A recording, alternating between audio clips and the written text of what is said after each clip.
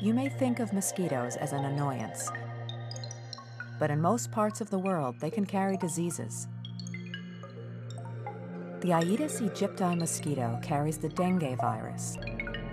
More than half the world's population is at risk.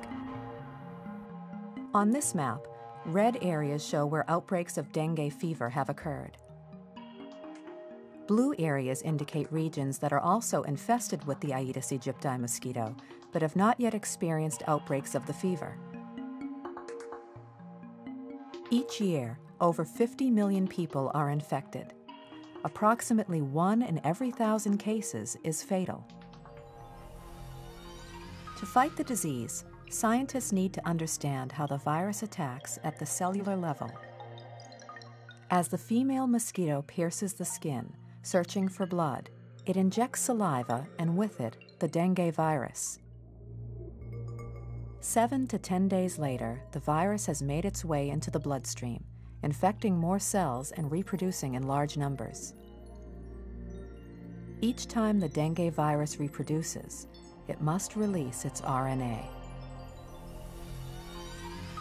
Here, inside a human cell, the approaching blue sphere is an endosome. It's actually a piece of the cell membrane that enveloped the virus at the cell's surface and ferried it inside the cell.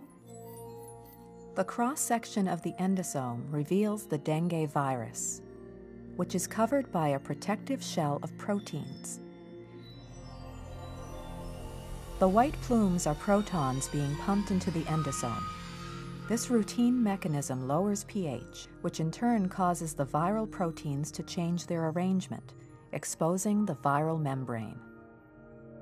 The proteins shift their shape to form trimers, each made of 3 proteins. The trimers' tips, called fusion loops, stab the endosomal membrane. Once the trimers are anchored in both the endosomal and viral membranes, the proteins fold back on themselves, pulling the 2 membranes together. First, the outer leaflets of each membrane fuse. Then, as the folding back continues, the inner leaflets fuse and an opening forms called a fusion pore. The virus's RNA is forced out through the fusion pore, spilling into the cytoplasm. These RNA strands will hijack the ribosomes of the host cell, which will begin to synthesize viral proteins, creating the building blocks for new viruses.